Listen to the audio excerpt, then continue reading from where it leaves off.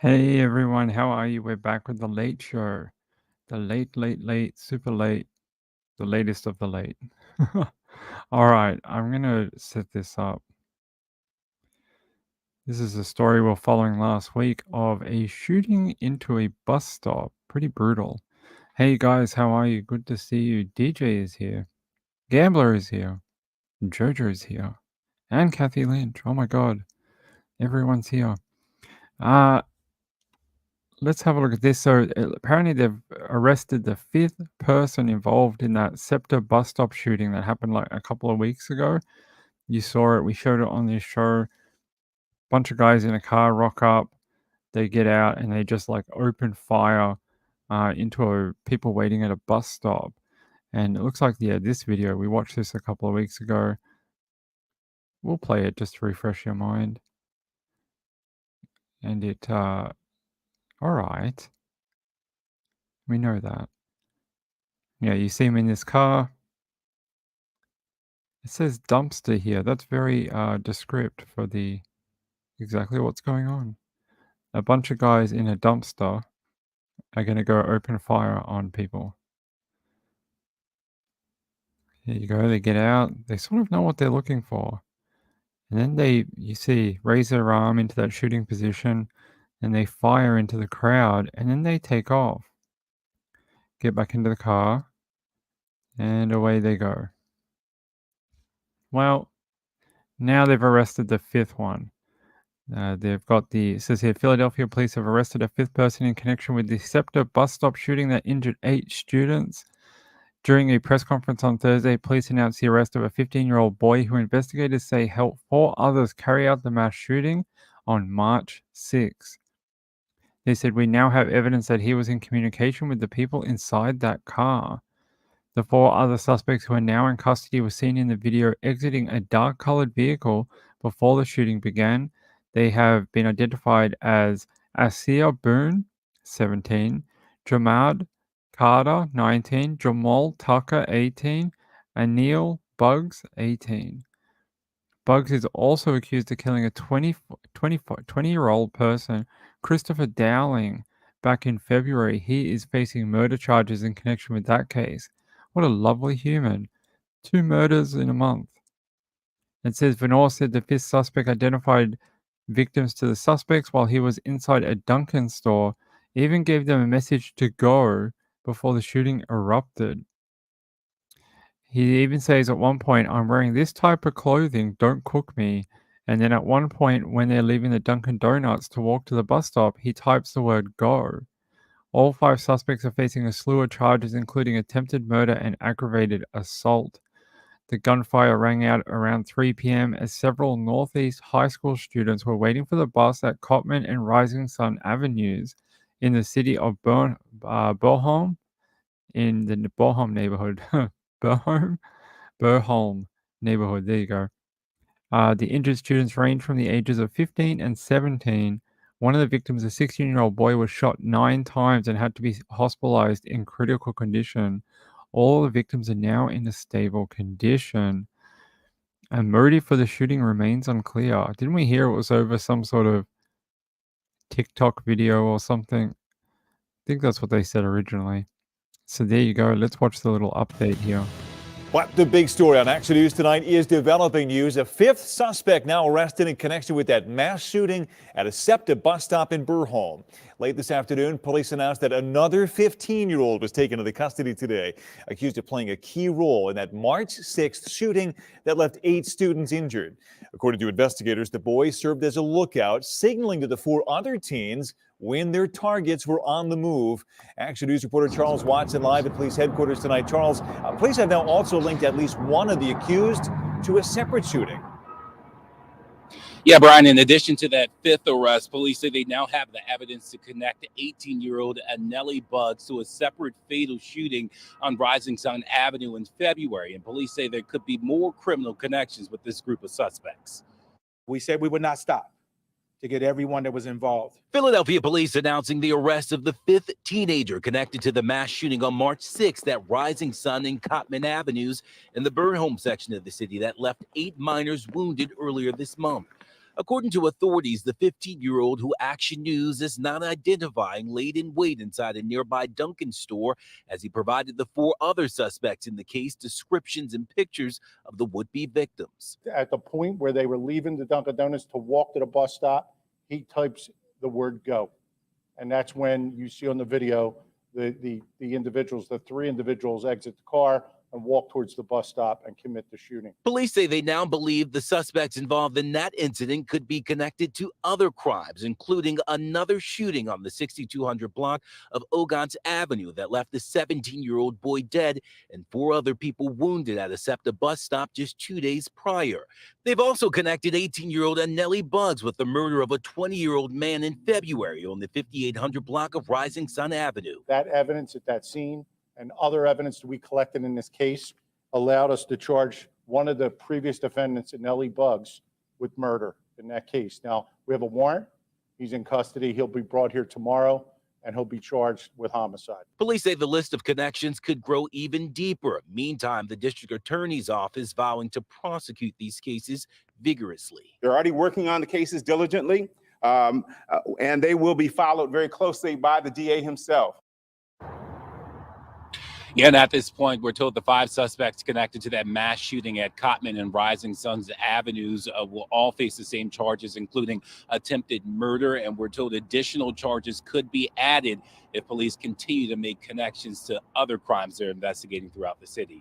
For now, that's the latest in front of police headquarters. Charles Watson, Channel 6, Action News. There you go. The police are rounding them up and taking them to jail. Good. I mean, anyone who would open fire in a public place like that with many innocent people around just don't deserve to be on the street at all.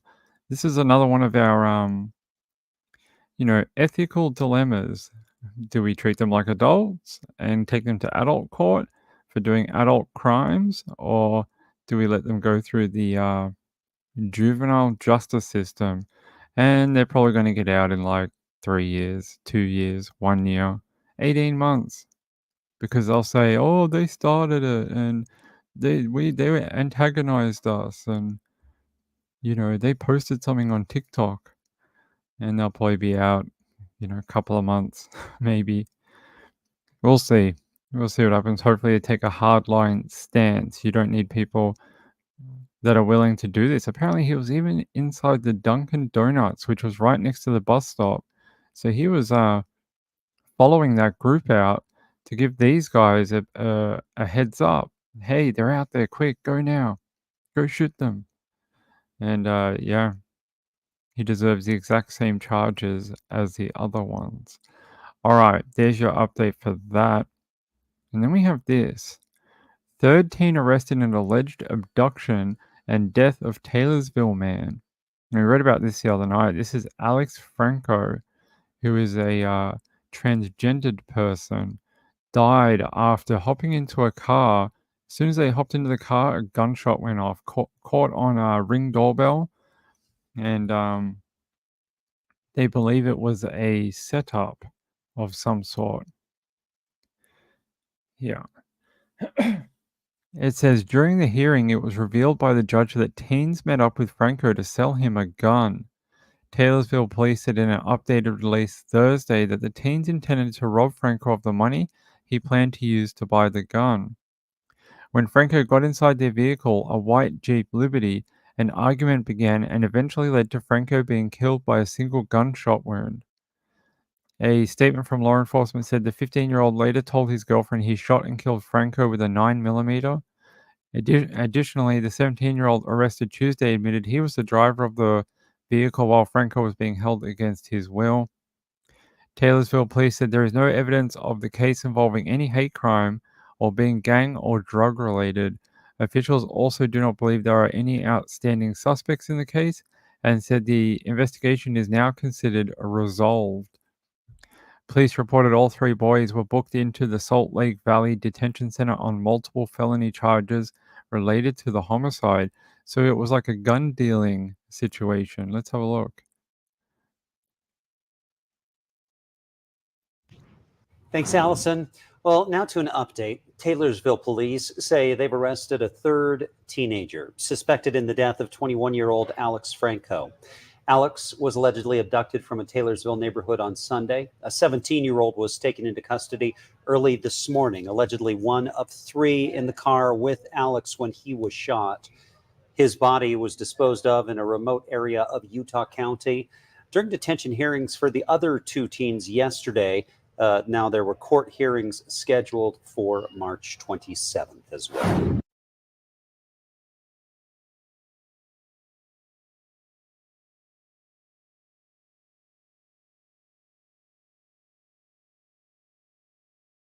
Oh, right, DJ, that's right. Sorry, the victims were underage. The other ones were slightly overage. The hell are they even doing hanging around young kids anyway? Go off and live your life. Leave your teenage high school crap behind. You know, if you're 18, 19 or whatever, go to college or something. Go do whatever 19-year-olds go off and do. Don't be hanging around high school kids. Like, it's creepy. It's creepy at the best of times. Well, there you go. I want to find out more about this, though. 21-year-old Alex Franco. There's got to be a better update than that. There is.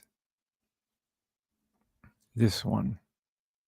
Max, Robin, this all started over the weekend when police released information regarding what they believed was an abduction. Sadly, Tuesday morning, police confirmed Alex was dead and they arrested a 15 and 17-year-old. Because the teens are minors and charges are pending, we are not naming them. However, this morning, I did listen in on a detention hearing for the juveniles. When addressing the teens, the judge referred to statements made by law enforcement. The judge said on March 17, 3 juveniles arrived in Taylorsville, Utah to sell a gun to the victim. The judge said, quote, "The victim got into the vehicle the 17-year-old was driving to discuss the sale of the firearm.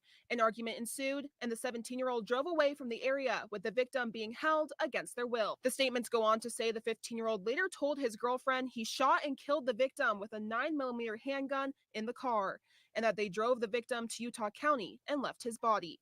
The judge, reading from police statements, said the 17-year-old admitted he was driving the vehicle and the victim was held against their will. And although being present during the homicide, the 15-year-old claimed he did not shoot anyone. As of today, the teens have not been charged, but I spoke with Mark Moffitt, a local criminal defense lawyer, who says Utah law has different provisions for teens who are 16 or 17 and those who are 14 or 15 when it comes to being charged as adults. He says when the suspect is 14 or 15, prosecution first has to file criminal information in juvenile court. Once they file the criminal information in the juvenile court in cases involving aggravated murder or murder, it's a signal to the defendant that they intend to try that individual as an adult. But unlike the direct file statute that allows them to file directly in the adult system, they have to have proceedings in the juvenile court. The prosecution has a duty to establish by probable cause that the juvenile committed the crimes charged. Now, if they're able to then meet that threshold, then they have to show by a preponderance of the evidence that the individual should be tried in the adult system. Moffitt goes on to say the courts will also look at other factors like the nature of the offense, the juvenile's role in the offense, and their background or history when it comes to determining if a juvenile will be charged as an adult. 2 teens are being held in detention and both have court hearings scheduled for March 27th. We'll continue working to get as much information as possible on this case. Live in studio, Darian DeBrule, Fox 13 News, Utah. There you go. So we know what happened. It looks like your sister's neighborhood. Just by you. Hey, yeah. Happened on the weekend. Alex Franco hopped in a car wanting to buy a gun. And the people who had the gun were going to rob him instead for the money and not hand over the gun. And somehow Alex got shot very, very soon after entering that car. So he obviously figured out it was a scam. Hey, Marilyn, how are you? You know, I see more stuff like this on, where is it? On TikTok. There's someone on TikTok going, "Oh my God, it's Riley. It's Riley. He's getting carried by 2 people. Here, I'll show you. I'll see if I can show you. Look. She's like, Riley Strange footage update. Look to the right side. We played this like a week ago. Remember I showed you this and then we found out it's not related. And then look, she's like, oh my God, look, they're carrying someone. It's Riley. Riley was 6'5". These people, if they were carrying a 6'5" person, would be spread out way wider than this. Dude was tall and lanky. This is not Riley. This has got nothing to do with. And there's a cop that drives past. If a cop saw someone carrying a dead body, they're not going to be like, all right, guys, you continue on. Peace out. Have a fun night. He'd stop and probably pull his gun out and be like, put it on the floor and get on your knees. This is just probably drunk friends trying to get their mate home who's probably had a couple too many drinks at night. Probably had been in a bar and had too many alcoholic adult beverages. All right.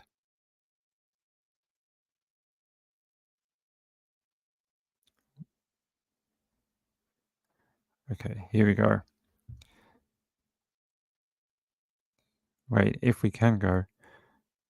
Da, da, da. All right. Look who it is.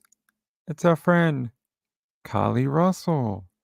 Carly Russell pleads guilty to faking her own kidnapping in Alabama, apologizes for grave mistake. Still haven't explained to us where the child on the side of the road came from. Tell us about that, Carly. Russell admitted she lied about being abducted in Alabama in July and about seeing a toddler walking alongside a highway. Yeah, we guessed. We guessed you were lying. An Alabama woman who confessed to lying about being kidnapped has pleaded guilty to criminal charges related to the hoax that set off a national search last summer. Carly Russell pleaded guilty in Jefferson County Circuit Court on Thursday afternoon to 2 misdemeanor counts for filing a false police report. She will be under supervised probation for 12 months and must repay almost $18,000 in restitution to the city of Hoover and complete 100 hours of community service. Russell must also continue receiving mental health counseling as a condition for probation. Judge David Carpenter suspended Russell's 2 6-month sentences, saying it would be a waste of government resources to put you in jail. Sorta. Maybe. Russell spoke in court for the first time, acknowledging her actions. She said, I want to genuinely apologize for my actions and the resulting negative impact inflicted onto others. I made a grave mistake while trying to fight through various emotional issues and stress. I'm extremely remorseful for the panic, fear, and various range of emotions that were experienced across the nation. Yep. And she says, I want to specifically acknowledge and take accountability for the pain and embarrassment that I inflicted upon my family, my church, family, friends, neighbors, community, all those who were directly involved in the search efforts for me. A review hearing is scheduled for October 16th to check on the paid amount of restitution and the completed hours of community service.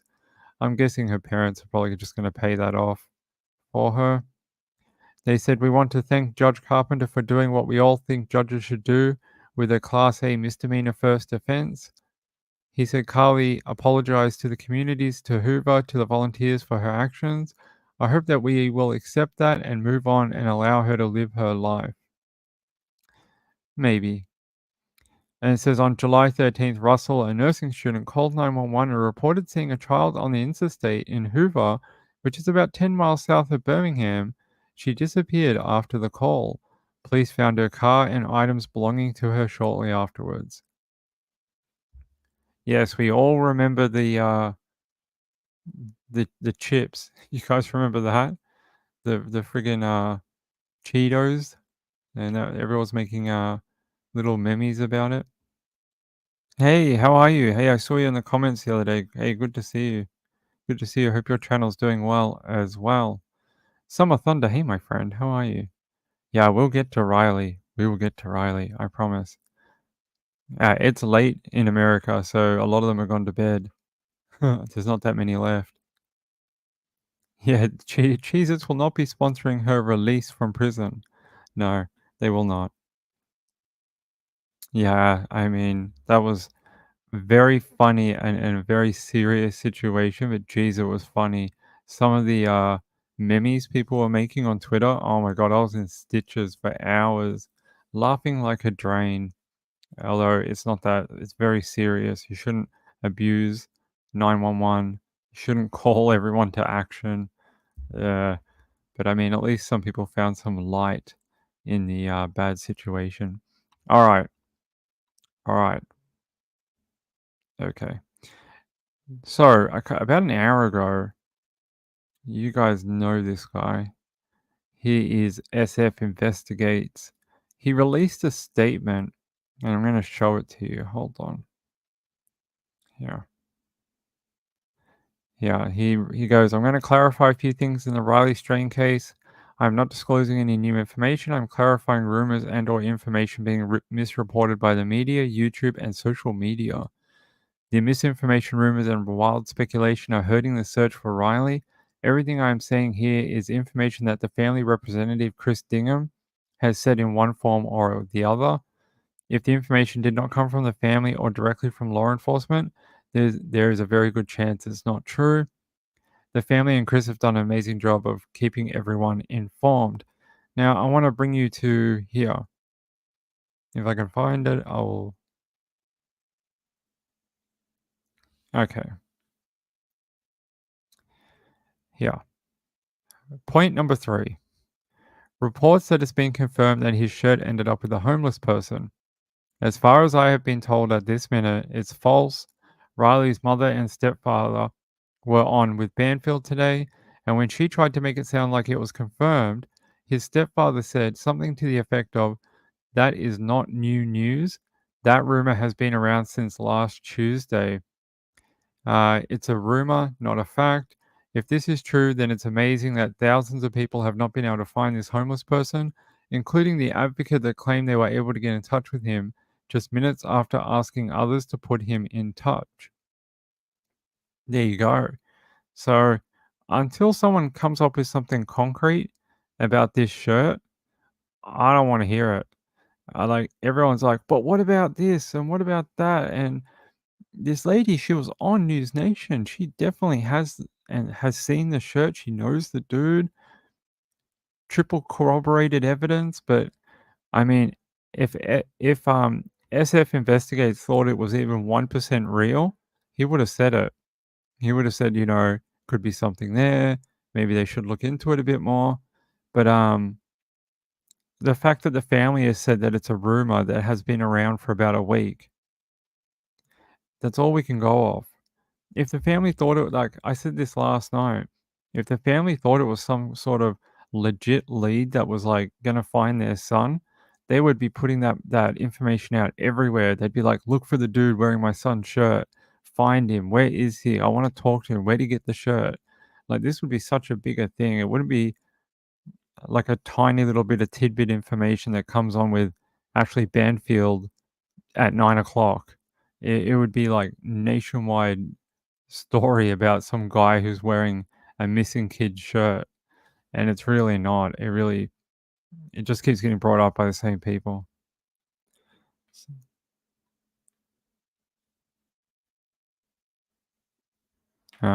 Thank you. Excited Utterance says, I found Ping when I was looking for another YouTuber covering the Carly Pirinelli case in Melbourne. Legit, no one was on it. I cover all sorts of cases from Melbourne and America. But yeah, you would have heard about the balloon thing earlier this week. They've released some new information on that in the last couple of days, saying that he was talking politics before he jumped. No idea why, what that means. Why would you talk politics and jump out of a hot air balloon? Don't know. Marilyn Landis says, I heard it from Ashley Banfield. Yeah. Yeah, they're the only one doing it. There's no one else talking about that at all. No one else, no other major news station cares. No one else. Yeah, we were talking about it today about contempt of court and how that might play out with the Aaron Patterson trial. Kat, what are you? Hey, what are you doing up here? The cat came up. She decided to come visit. Hey, what are you doing up here? Hey, trying to do a show here. It's not your show. Yeah, okay. Guys, hold on. I have to go put it down. Hold on. Not put it down like, I mean, put her off the desk. Hold on. One moment.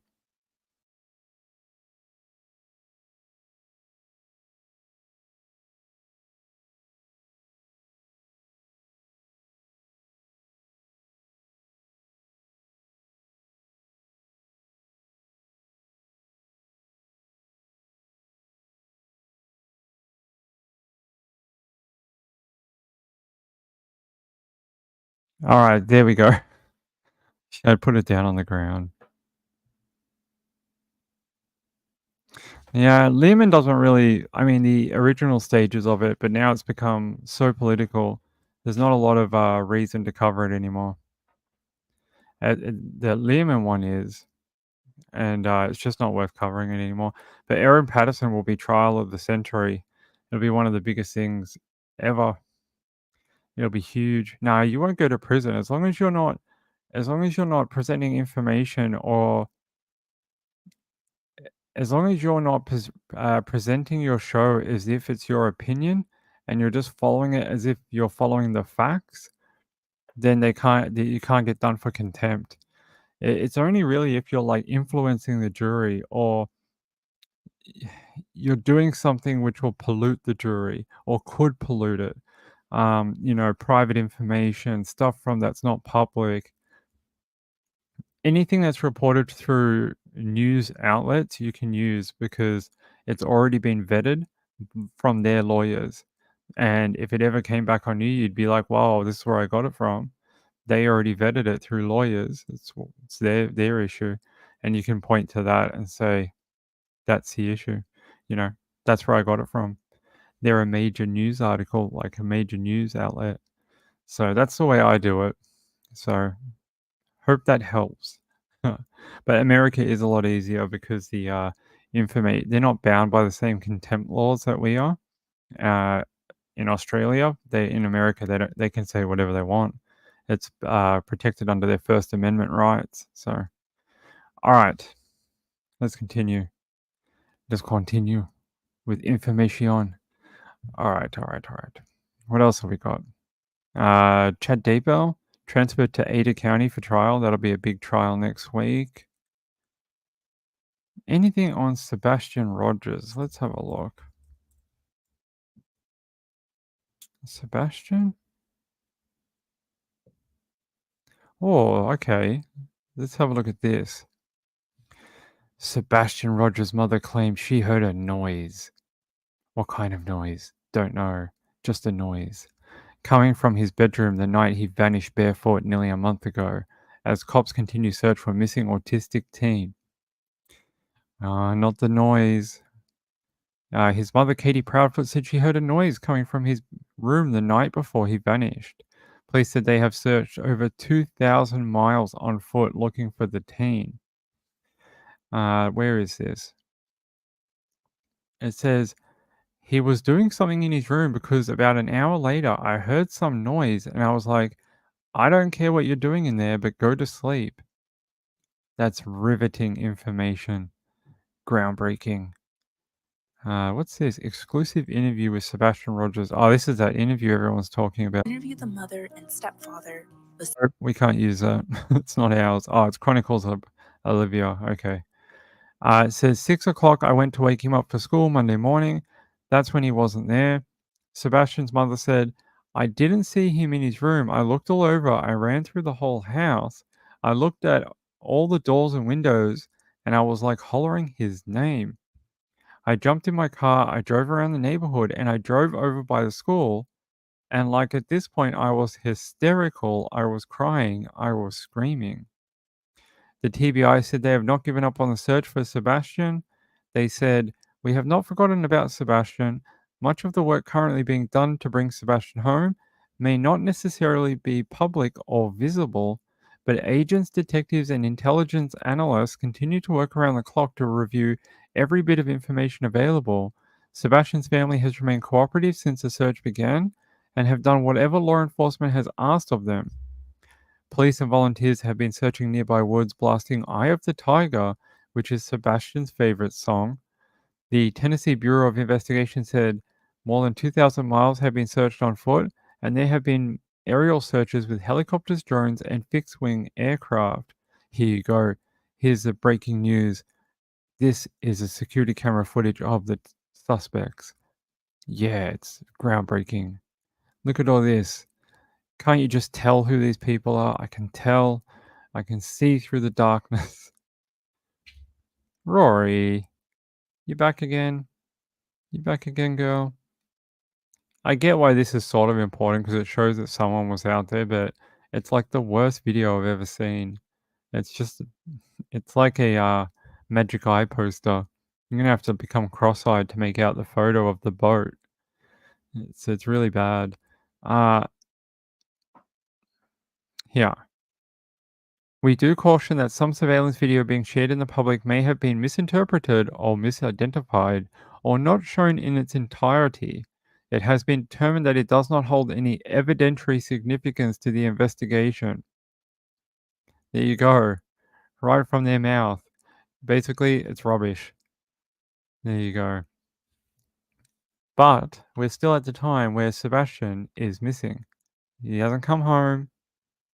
No one has seen him. There's no sightings. Nothing. Apparently he made a noise in his room.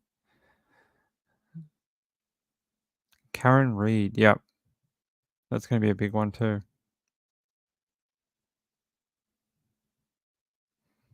Not for us. On YouTube, it's actually, on YouTube, it's YouTube as the parent company, not us.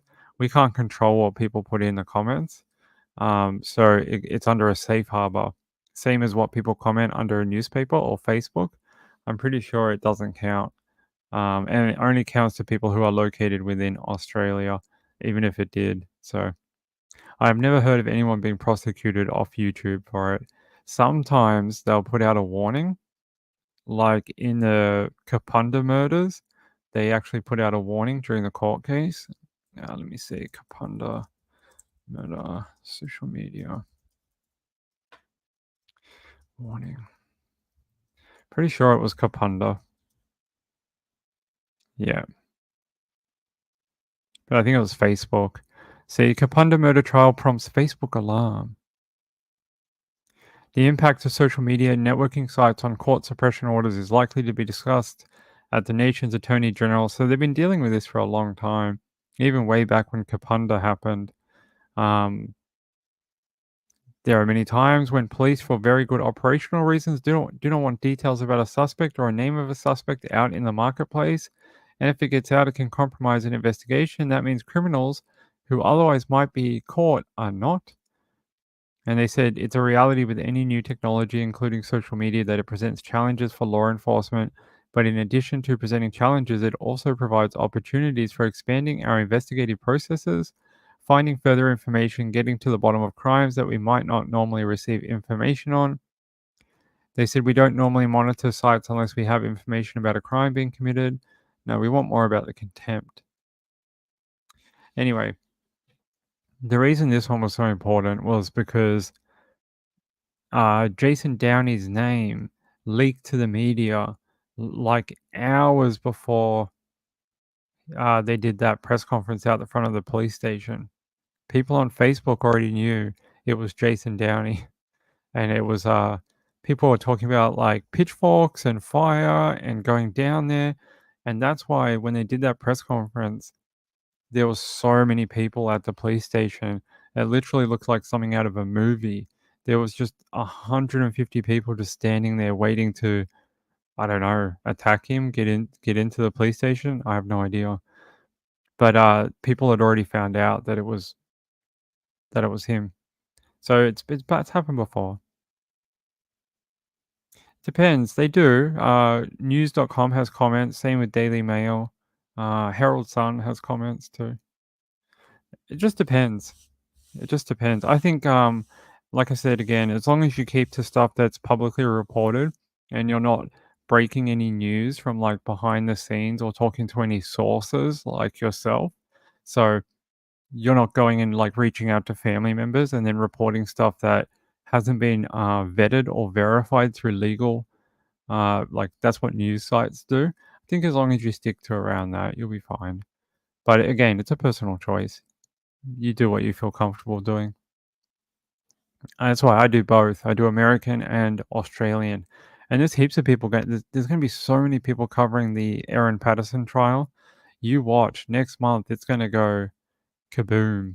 Once they get to the court on May 3rd, and then they set a day for trial in the Supreme Court, it's going to go absolutely bananas. There's going to be coverage everywhere. Trial of the century out of Australia. It will be.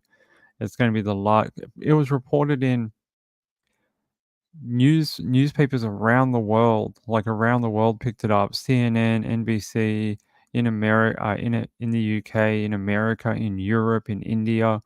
Really, really huge case. May 3rd. Yeah, so May 3rd.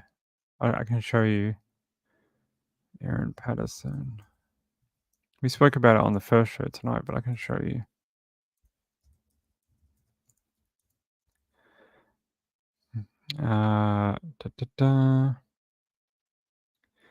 Is it this one that will tell us?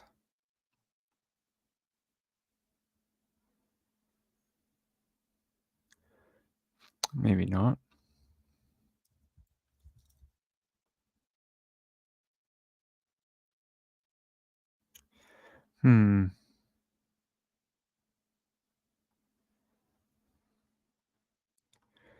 Maybe this is the original article from when she was at court here.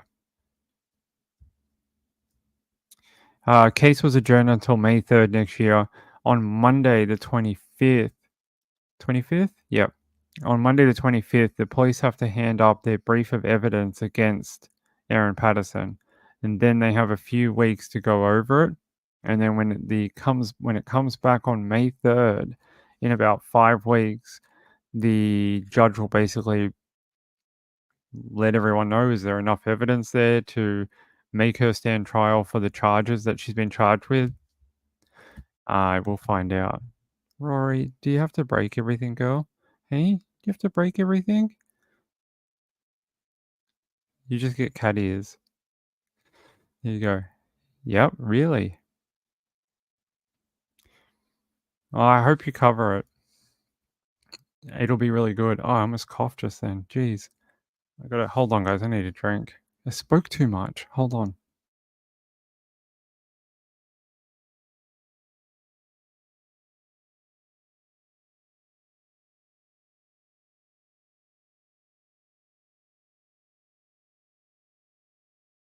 All right, there we go. Yeah, thanks, Moonlight View. A motion to dismiss for Aaron Patterson? I don't think so. Dismiss on what grounds? I don't think so, though. Motion. There is in a different case. There is in a can't remember what case it is, but there is in a different one. I haven't seen one in this one, but they might, if the evidence doesn't look like it's lining up, they could ask for all sorts of different things. But I haven't seen anything about a motion to dismiss. No, nothing comes up when I write that, Aaron Patterson. Yeah, I don't see anything. This is when she was in court last. What does this say? Not think of another investigation. I said July 29. It's a podcast. Let's see. Oh no, it's just a. Remember, this is we're going to get more of this. Court drawings. We're going to get more of that. All good creators have cats. It's true. Lack of evidence. I don't think they got a lack of evidence. The fact that they asked for a 20-week adjournment to go through just the digital evidence alone that they found when they raided her house and used the technology dogs. I'm sure they've got enough. But it'll be up to the judge. When they hand that brief up on Monday, the judge then has to go through all that and basically has to decide whether there's enough there for her to stand trial. So we'll see. If there isn't, then I guess they could introduce a motion to dismiss, or the judge can just say, there's not enough there. We'll see. We will see. Yeah, we don't know. There's just so little information. We just don't know much. We'll find out what they've got maybe on May 3rd. I don't think we'll find out much on Monday. That's normally a pretty private thing. You'll just hear that it's happened, and that's about it. Might get one news report out of it. And then the big one will be May 3rd.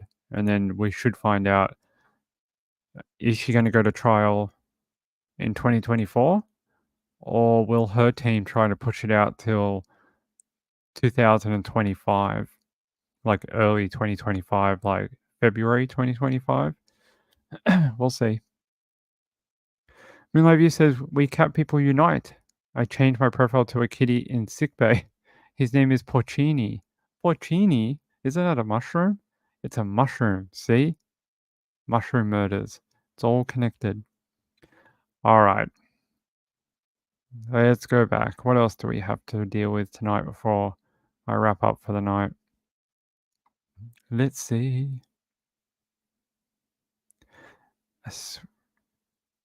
Huh. Okay. I want to read about this. Killer identified 5+ years after murder of Utah couple in Arizona desert. Over 5 years after the body of a Utah couple were found in Arizona desert, authorities have finally identified their killer. Back in January 2018, family members reported Jerry and Susan McFalls were missing from a home in Littlefield, Arizona. Inside the house, deputies with the Mojave County Sheriff's Office found the couple's cell phones, money, medication, ID, along with their pets. Following a months-long investigation, human remains were found in a shallow grave in the Virgin River Gorge between St. George and Beaver Dam. They had to use DNA to identify them. Despite the bodies being discovered, law enforcement made no arrests, although Kenneth Gene Snyder was considered a suspect. During follow-up interviews, a witness told detectives that Snyder had shot and killed the McFalls after a verbal altercation. The witness claims Snyder first shot Jerry, then Susan, before removing their bodies from the area. According to the sheriff's office, the witness claims Snyder had threatened them if they called law enforcement officials. Through search warrants and new evidence backing up the witness claims, it was announced Thursday that detectives have determined that Snyder was responsible for the deaths of the McFalls. I didn't hear about this one. Let's watch the little video. It'll say it better than I can.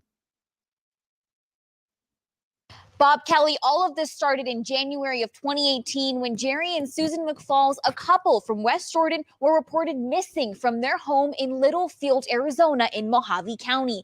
Now, in October, human remains were found in the Arizona desert. Susan McFalls was positively identified through medical records and her medical device. And then in January of 2020, Jerry McFalls was positively identified. Today, the Mojave County Sheriff's Office revealed who the killer is, but a cold case expert I spoke to in Utah says getting this information came as a surprise. To hear the good news today comes by quite a surprise because it really was a cold case and it really had all the signs indicating that it could go unsolved for, a very long time, if not ever be solved. For over 6 years, loved ones have been searching for answers about what happened to Susan and Jerry McFalls when they disappeared from their home in Littlefield, Arizona, with people all over following their story. Little teeny desert town in Arizona in Mojave County, you would think that would not have that kind of reach across the Atlantic Ocean or around the world. It just goes to show you that you never know who's watching these things. And if somebody catches whiff of something, they can pass it around. And so On Thursday, the Mojave County Sheriff's Office in Arizona said a witness alleged that Kenneth Snyder, who had been identified as a suspect in the case, shot and killed Susan and Jerry McFalls. Investigators followed up on that claim and determined that that was the case. The witness said Snyder and Jerry had gotten into a verbal altercation, leading to Snyder shooting Jerry and then Susan and moving their bodies. In June of 2023, Snyder was shot and killed in a domestic violence assault. The family shared a statement with us saying, quote, 2,250 days we struggled through this mess of searching for answers. They finally came. It's definitely a bittersweet ending. We definitely could not have stayed as strong without all of your support. Finally, we can close this chapter and move on to the next in our lives. I feel a sense of relief for them that they got answers. Maybe it's not closure, maybe closure is the wrong word to use, but at least they have answers, right? Jason Jensen with the Utah Cold Case Coalition wants to remind people to pay attention to cold cases because you never know when the smallest tip could help a family. These are real people, real lives, real deaths, and it's very important to them that they get answers. So whenever someone out there thinks that it's just a coincidence, they're hearing a story, it's worth sharing it because it might actually be a piece of the puzzle that somebody's waiting for. Police say since the suspect is dead, no arrest will be made in this case. In studio, I am Maithili Gobi. Don't you hate that with true crime when you hear, oh my God, they broke the cold case, and then you hear, there'll be no arrest in this one because the suspect is dead. You hate that one. Oh, your mum's not well again? I'm sorry, Reby. Everyone's not well right now. Oh, so everyone's not well, including Porcini.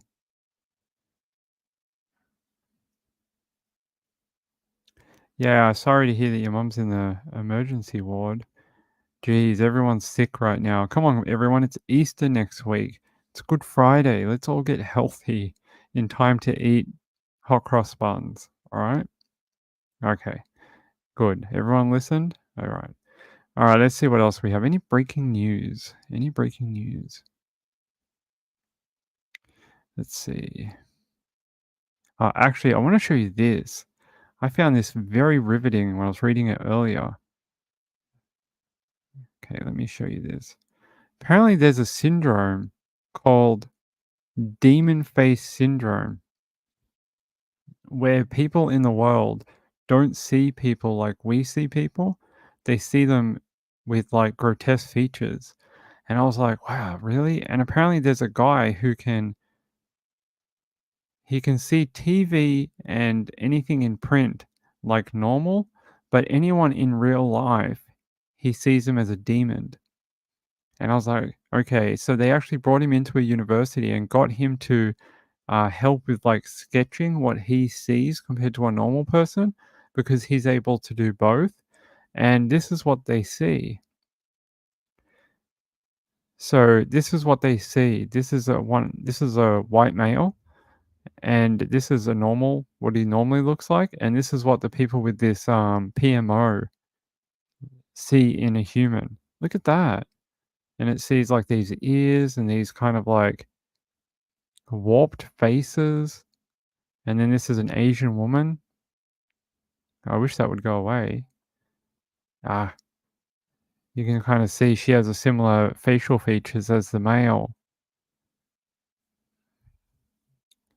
Look at that. And that's what they have to live with. I wonder if they just grow up thinking that is normal, though. If they don't know anything else. Maybe they think just humans look like that. But they were saying that it's got something to do with like different parts in the brain. Damage that led to PMO was often found in the form of lesions on the optical or temporal lobes in the back of the brain, near areas that neuroscientists have classified as face recognizing areas marked in green. There you go. How horrible for some people that they have to go through life like this. Although hopefully they just think that's how how the world is. Although this guy, the guy who helped them, he can see both. So he definitely knows that's not what humans look like. But I found this very interesting.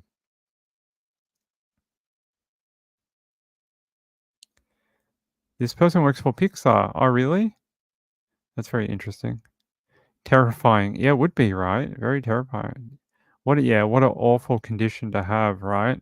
I agree. It must be very scary for them.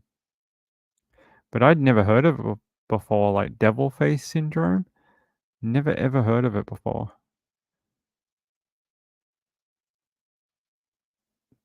Yeah, so they asked one guy who could see it to come in and help them sketch it because they didn't know before. All they were told was they look like devils or demons or something like that, and they didn't really have an actual image they could refer to. And now they do, with the help of someone who suffers from PMO but has a unique wrinkle in his one. They were able to do it. Yeah, he's interesting. I find it interesting that anything on print media or TV looks normal to him, but anything in real life, like a real person, looks like this. I find that bizarre that he's able to do that. Must be where his brain is damaged in a certain spot that it's messes with his real life perception of other humans. Interesting. There you go. So I hope you learned something today because I'd never heard of it either.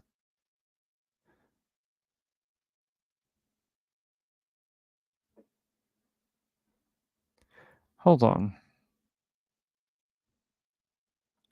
Let me see if I can find this.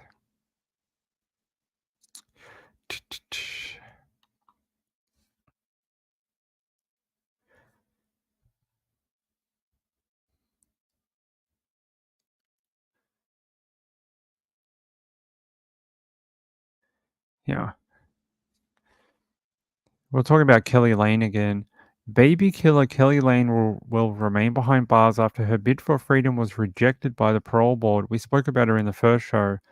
She is accused of killing her daughter, Tegan, baby Tegan, and not giving up the location of her remains. Her parole hearing was one of the first big tests of New South Wales' new controversial no body, no parole laws, which were introduced in 2022. So they were used to actually target Chris Dawson, who they want to find out where he has put his wife's body. But just so happened that Kelly Lane was coming up for parole and thought, well, hey, why not? Let's see if she can pass it or not. So it says Lane 49 has had her parole determined during a private... Kelly was caught in a... on Friday ahead of her expiry of her minimum prison sentence of 13 years and 5 months on May 12th.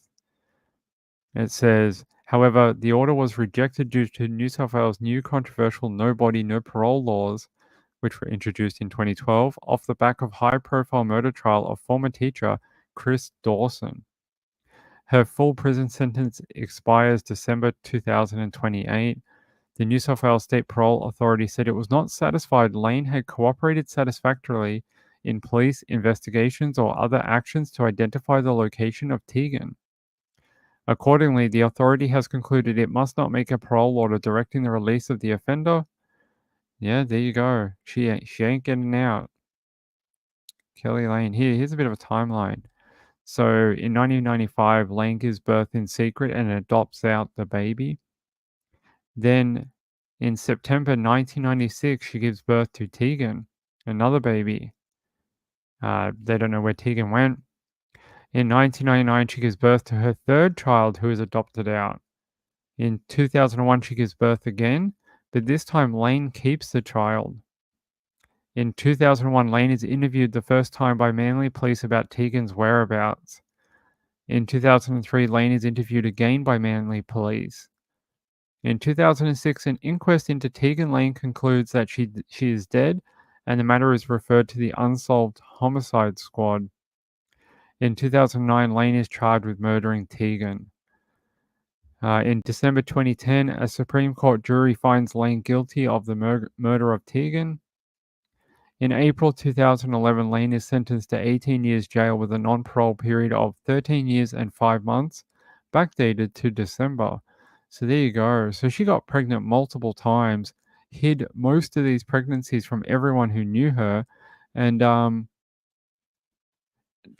tried to do the right thing at least this time, and the last one she kept. But what was so different about Tegan, and why did she have to die? And I don't know if we'll ever fully understand that, or what was different about Tegan that she couldn't go out for adoption, or what was so, you know, why did that have to happen, or what went so wrong that she couldn't be adopted out. I know there were circumstances. There was something about she had to be at a party like the next day, and that didn't give her a long enough timeline to adopt out the baby. And she actually ran from hospital. She was only in there for like an hour. Not an hour, but like a day. And she got out as soon as she could without getting discharged from the hospital. Hospital didn't even know she'd left until they went to check on her. So. Gambler says Friday night, early Saturday morning, our forecast is calling for 5 to 10 centimeters of snow, minus 4C with wind chill of minus 12. One last gasp of winter for you. Yes, Juniper says there's a really interesting documentary about Kelly Lane on the ABC. There is. Yes, the exposed one. Hold on, I can show people.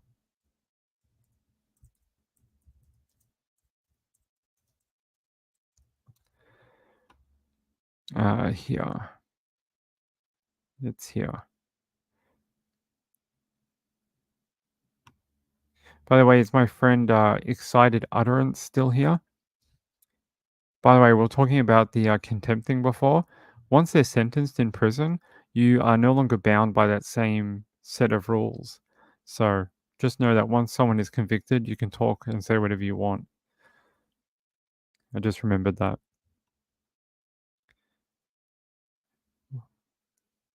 Yeah, no body, no parole. So if they won't tell the police or at least help them locate the body of their victim, they don't get to go out of prison anymore.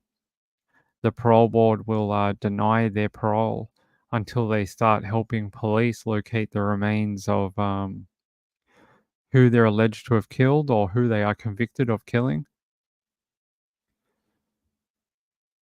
Oh yeah, so here's the documentary. The exposed the case of Kelly Lane. It's 3 episodes: Truth and Lies, Missing to Murder, and A Fair Trial. Really, really well done. I've watched this before. So if you need something to watch on a Friday night, this would be a good one. The Exposed, the Ghost Train Fire. That one's a really good one too. That's about the Luna Park, Sydney ghost train fire from the 70s that killed a bunch of people that were on a ghost train, and became like a big urban legend. If you grew up in Sydney like I did, I was born in the 80s, and Luna Park had a real mystique about it growing up in the 80s and 90s because of that fire. They have one here on Casey Anthony too, Where the Truth Lies. I haven't watched that one, so I can't tell you. But this one is quite good. So if you need a documentary to watch, there you go.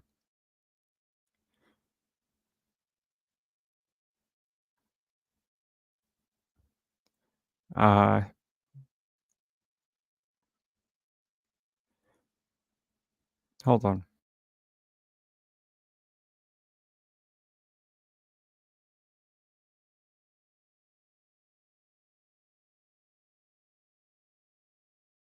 All right.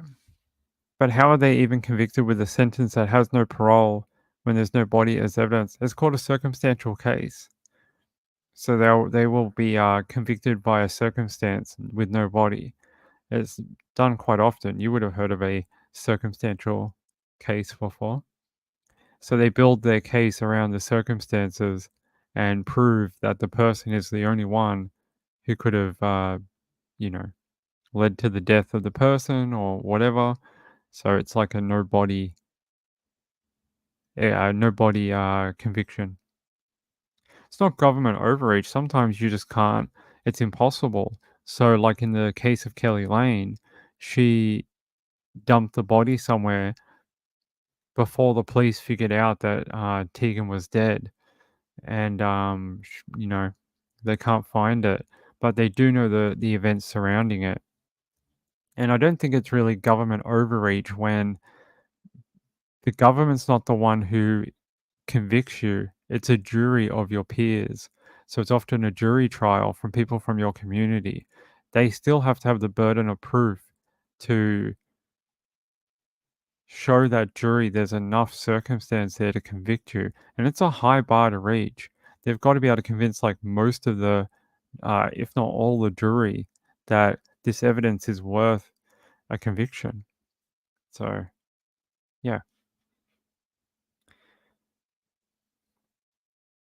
Yeah, I don't think it's government overreach as such. Not in this. They often use them in cold cases that don't have any remains, but they know how the circumstances happened. You'll often see them in different cold cases. Although in America, there are some states where you must have a body for a murder charge. There's some that don't, and you can do a circumstantial case. Some in America, you must have a body.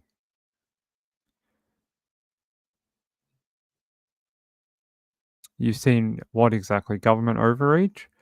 I've seen government overreach many times too, but I don't think in this particular case. But I think she was, her trial was very, very well done, and they really had her dead to right. She couldn't.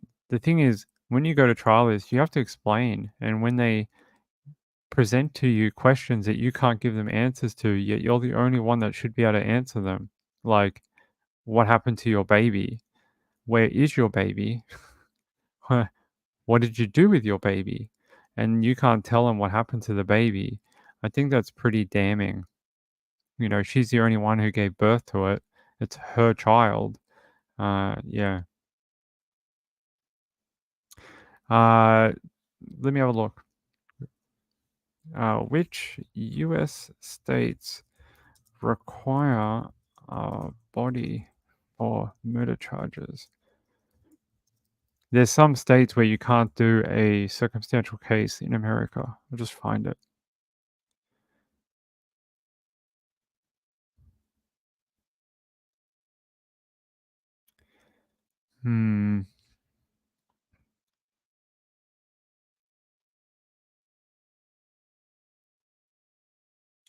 Can't find a list. Hold on. Let me see if I can find a list of different.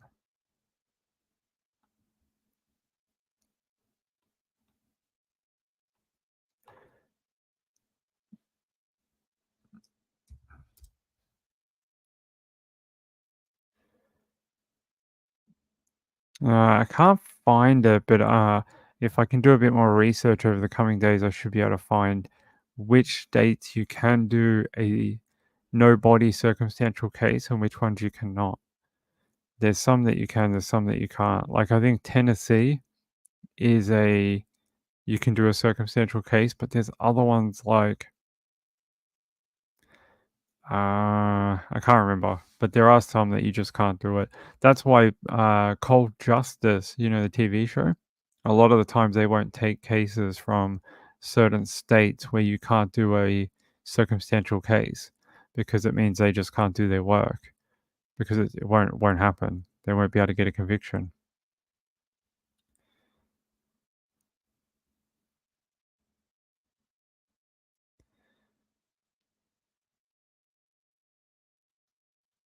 I will look it up. I'll look it up. Yeah, she testified at her own. I'm pretty sure she did. Let's have a look.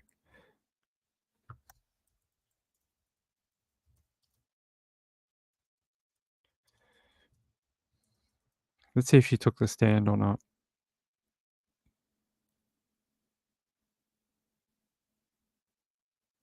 Yeah.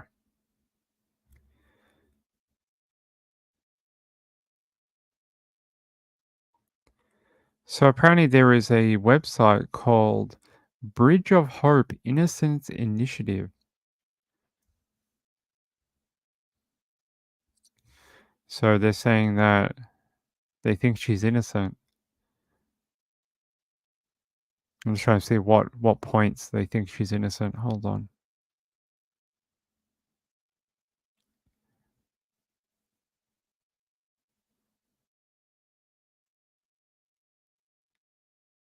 Apparently this is a initiative from RMIT, probably the law section of RMIT.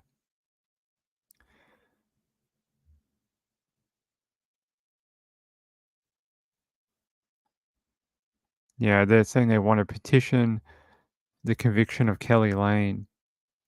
But to me, Kelly Lane's case is really simple. It's really, really simple. All she has to do is tell what happened to Tegan.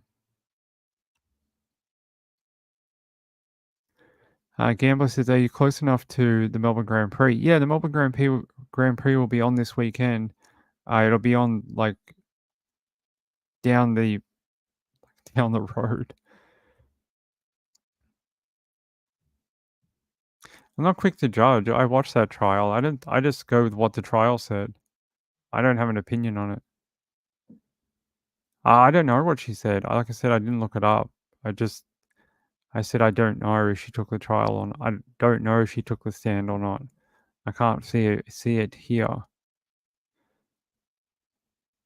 I can't tell. I can't remember if she did or not, and I can't find a link just off the top of my head.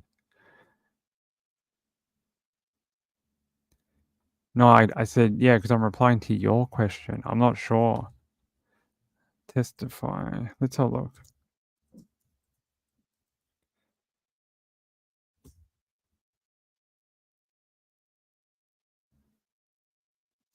I can't find a link like off the top of my head, unfortunately. There we go. Lane chose not to testify, exercising her right to silence after 8 days of deliberation. But that's her choice in her case. She doesn't have to. She can do so if she wants to. That's your right. Everyone has that right. You can either testify or you don't have to. It's up to you. The Grand Prix, they're probably doing practice laps or something, qualifying. I don't know. I don't watch Grand Prix. I've never been interested. Yeah, like 10 years ago, but it's a long time ago. Unfortunately, my friend, it's a long, long time ago. Yeah, she said she was with the Andrew Norris, or is that what his name? Andrew Norris?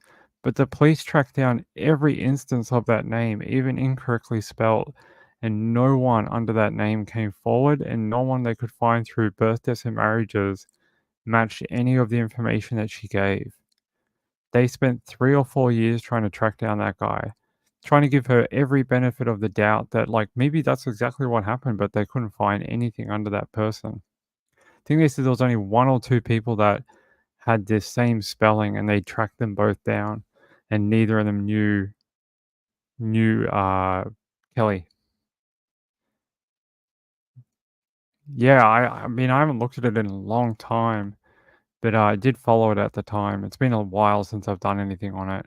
The only reason I brought it up today is because of the parole hearing. But it is an interesting case. It is interesting, but I do think it is sort of simple though. Like, if there's evidence that that guy exists, then hand it over. Hand it over, and we can get you out of there. Like, that's as simple as it is. What is going on?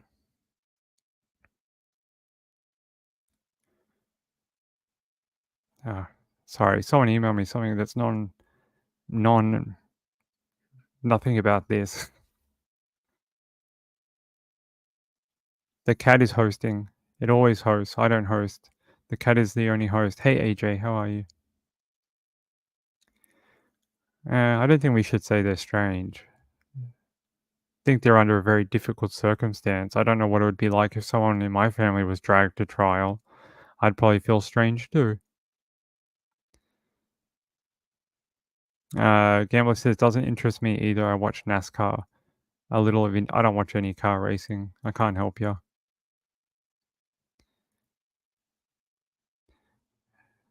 Sean popped up. You must have called his name. He only comes when you call his name. All right. Wait, what's this?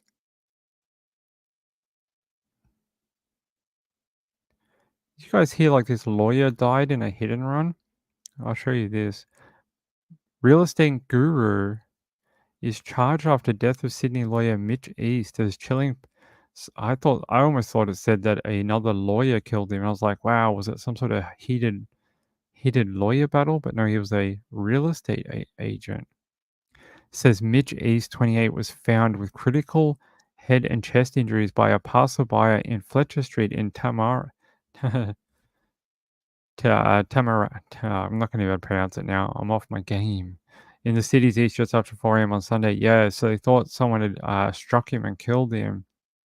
The lawyer, who was a former Harvard law student, is understood to have been dropped off by an Uber just moments before he was allegedly struck and left for dead. Hit and runs are the most awful deaths for people. It's really selfish not to stop and render assistance to someone.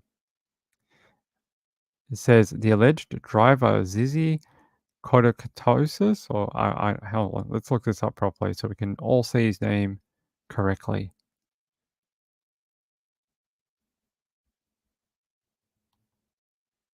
No, you're not going to give it to me? It's Coco Tazio. There we go, Coco Tazio. There we go. So it's Zizi Coco Tazio. There we go.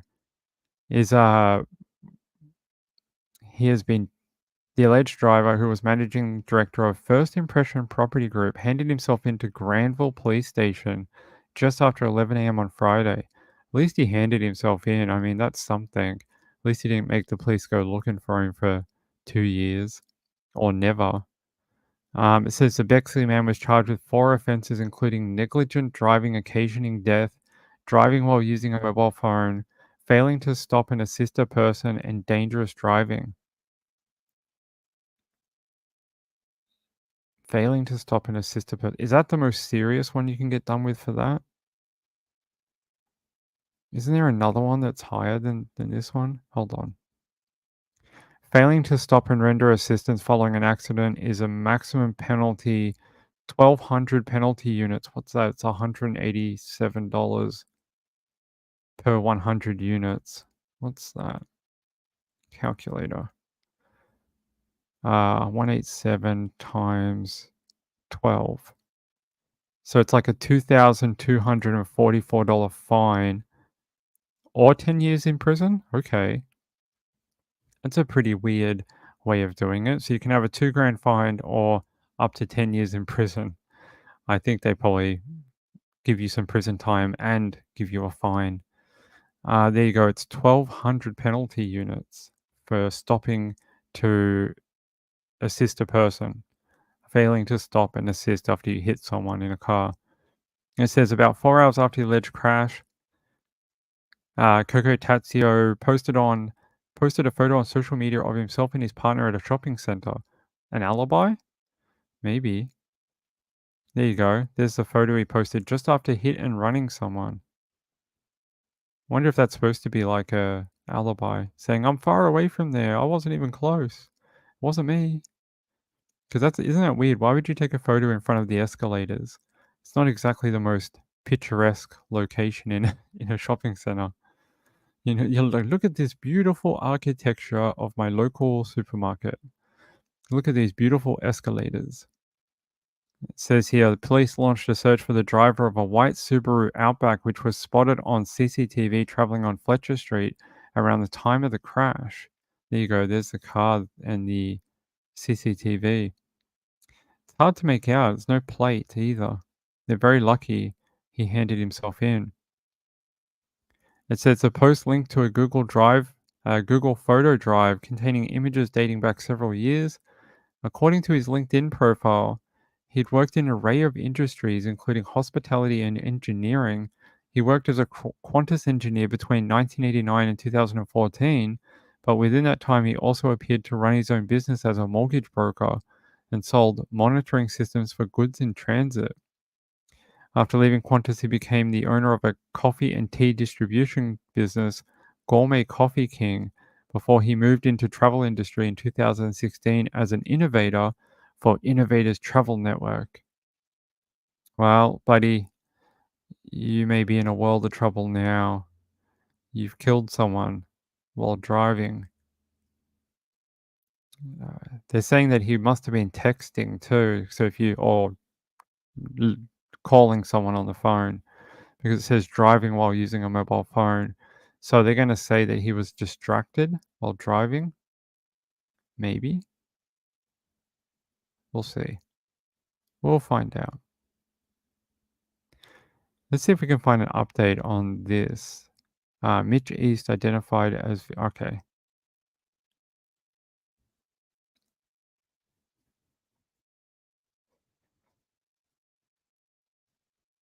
Lawyer. Mitch East, young man killed in a hit and run in Sydney's East early yesterday, has been identified as a popular and talented lawyer. Mitch East had just stepped out of an Uber when he was struck. Police are still looking for the driver. A Harvard scholar with a smile that could brighten any room, Mitch East was in the prime of his life, but police say the 28-year-old lawyer had no chance when he was mowed down by a hit-and-run driver just a few steps from his Tamarama home. He was right at the start of his legal career, which it really did look like it was going to be stellar. So to have it cut short in this way is just such a shock to everybody. Mitch's partner faced the unbearable task of identifying his body this morning, joined by his family who travelled from New Zealand, friends and strangers dropping by the couple's apartment today. The thing about Mitch was he was a really nice guy. He was really smart, but he wasn't arrogant. Police believe Mitch had just stepped out of an Uber when he was hit early yesterday. Detectives are now searching for the driver of this white Subaru Outback seen leaving the scene. It's a cowardly act to drive away after colliding with another human. 7 News understands the 28-year-old was left on the road for up to 5 minutes before residents on Fletcher Street rushed to help. Police have now established a dedicated task force of detectives to track down the driver. They really need to attend their local police station before we knock on their door. Annie Puller, 7 News.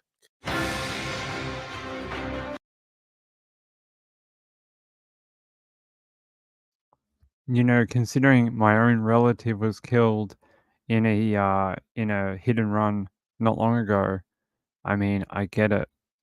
It is very hard to deal with. And I can't imagine what it's like for Mitch East's family, considering like he seemed like a pretty like well-to-do guy, had a bright future. I mean, he was educated at Harvard. How cool is that? I don't know anyone that was educated at Harvard. I mean, he's obviously had a very cool career, and to be killed after stepping out of an Uber, this guy, and he looks so happy. Look. Hey, I just killed someone. Look how happy I look. I'm at a shopping center. I mean, yeah. Failed to stop and assist, huh? All right, sir. Mr. Zizzy, we'll find out what happens to you, and we'll have to wait and see what happens when you go to court. We'll see if he pleads guilty. Maybe he'll plead guilty. I mean, he did come forward, didn't he? He handed himself in. So maybe he will plead guilty instead of taking it to trial, where family members will have to listen to how their friend and relative was struck and killed with critical head and chest injuries. Awful. They said it was just after 4 a.m. on Sunday. What time was this? At 8:57 a.m. in the morning. Did this dude not sleep? They said that Mitch was hit at 4 a.m., yeah? And then just a few hours later, he was at a shopping center. This guy maybe just doesn't... he might be a vampire.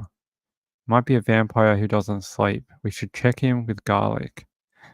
I mean, that guy was up all night.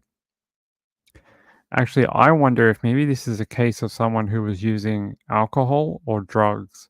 A lot of time, these hit and runs will be... People will run because they don't want to get breathalyzed or drug tested on the side of the road, where I know he killed someone, which is probably the worst charge, but they freak out that, oh my God, I've been drinking, or I had cocaine tonight, and they run from the scene. And I just wonder, because after a week or 5 days and he handed himself in, there'll be no trace of the alcohol or the drugs. So, and I find it weird that apparently he hit the guy at 4 a.m., but he at 8:57 a.m. he was with his partner at a shopping center. Wouldn't he be like trashed and exhausted from being up all night and then just hitting someone with a car? So I wonder if that has got something to do with it too. Selfishness, right? I saw something about Elijah, but it wasn't very interesting. I didn't think it was something we should bring up. I think it was just more of the same. Hold on. I had the link for you, now I don't. Where is it? It was just basically them going over those text messages from. Hold on.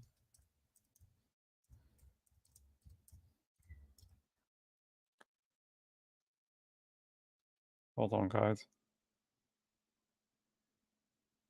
All right. Give me 1 second. I'll find the.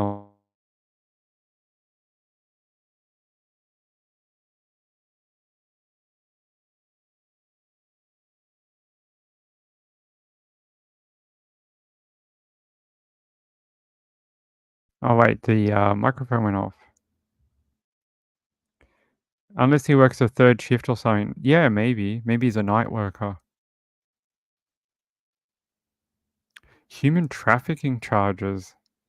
Elijah's mum said she was his property in there's something odd going on there. I don't know enough about it, but hold on. There was something, and now I can't find it. It wasn't much. It was basically, it was just, those text messages where he was telling him how he's going to make him into a man or whatever. It was just that. And we've already read all that about 20 times. Yeah, I don't think I can find it, unfortunately.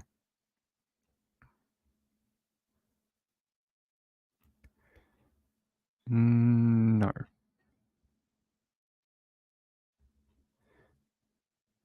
Yeah, I can't find it, unfortunately. It was just basically if you imagine someone putting it into a phone app, that's it. That's all it was. It just was a visualization. Here. Maybe this is it.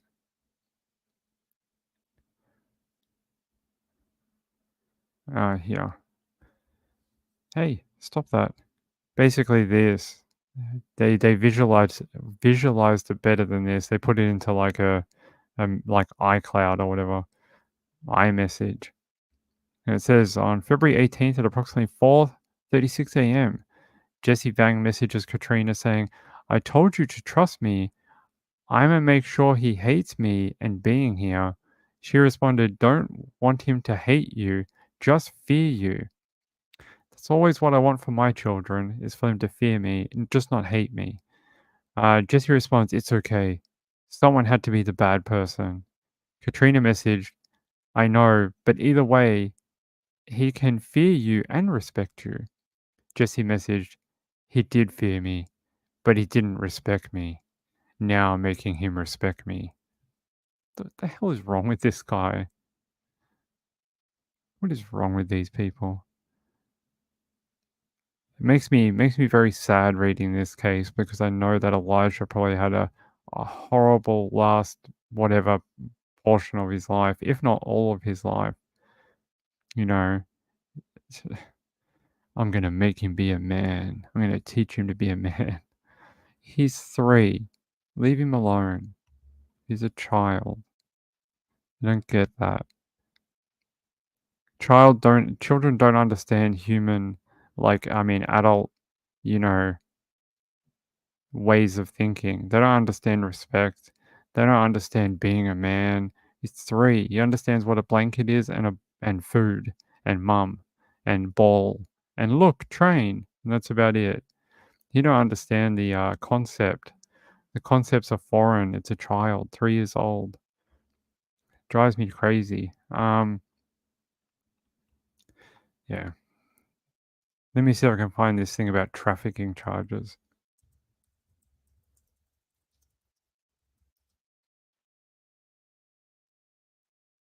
Here. Last known person to see Elijah Vu faced human trafficking charges in 2015.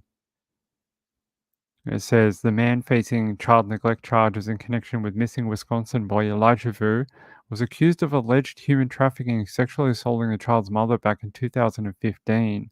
Jesse Vang, 39, is currently in jail on chronic child neglect charge following the 3-year-old's disappearance on 20th of February. Now WBAY reports of a troubled past for Mr. Vang, Elijah's mother Katrina Bauer, and the boy's biological father Jimmy Vu. Court documents stated that in November 2015, police were called out to a hotel in Appleton. When they arrived, they found Miss Bauer hiding in a bathroom after she got the hotel staff to call 911. She then told officers she had been sexually assaulted by 2 men, one of whom was Mr. Vang. Miss Bauer then told officers that she was their property and she had been taken to Minnesota to perform sexual acts in exchange for compensation, which included drugs. 2 months later, Miss Bauer told investigators that she no longer wanted them to pursue the alleged sexual assault charge. At this point, Miss Bauer was then in a relationship with Mr. Vu. She told investigators that Mr. Vu was the alpha over Mr. Vang in some sort of structure. I don't know what kind of structure that would be. According to NBC 26, the human trafficking charges were dropped and Mr. Vang was later convicted of conspiracy to distribute methamphetamine. He was sentenced to federal prison, with his release coming in February 2022. Mr. Vu, meanwhile, is also serving time in prison following another case. Lovely people, all involved with the 3-year-old. Fantastic. In February 2024, Miss Bauer, 31, sent her son to stay with Mr. Vang in order to teach him to be a man. Following Elijah's disappearance, yeah, we know this. There you go. So there was some sort of weird history there. Hey, cat, what are you doing? Hi. No one needs to see your butt. Come here. The internet does not need to see your butt. Rory, go that way. Come on, fluffy girl. What are you doing? Yep, you can sit there. That's okay. I hope we didn't piss our new friend off too much. What's her name? Excited utterance. I hope we didn't upset you too much. I think it was just a misunderstanding. Gambler's mum was allegedly... yeah, that's awful, right? Something odd there with the relationship between Katrina, Jimmy, and Vang. Rory. Come on, girl. Hold on, guys. All right, guys. I have to do this for a second until I can get her to jump down because she's just acting crazy. What are you doing, girl? Hey, crazy animal? All right. Let me talk to you guys like this. Oh, Rory. She's like whacking the microphone into my face. Rory. Hold on, guys. Give me 1 second. Let me give her some biscuits.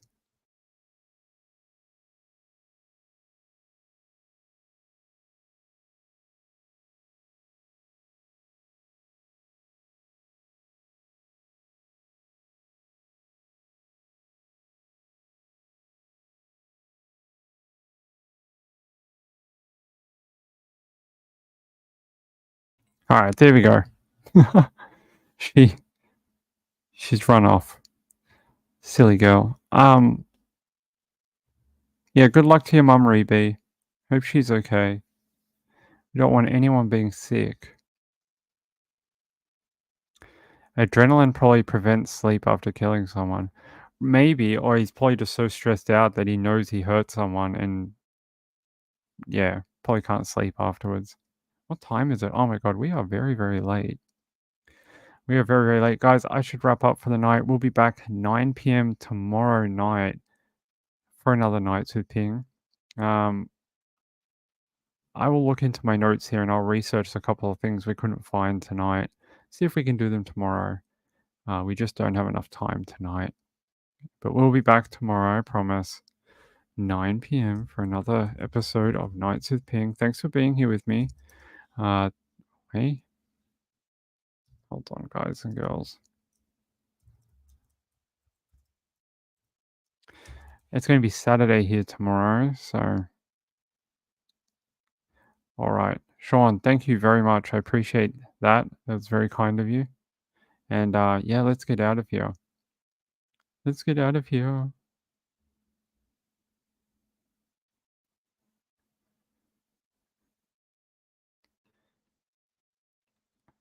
Excited utterance, email me about this and then I'll tell you. I don't have time tonight, unfortunately. Yeah. Good night, everyone. Love you all. I'll see you later. Okay? Peace out. 9 o'clock tomorrow. Bye-bye.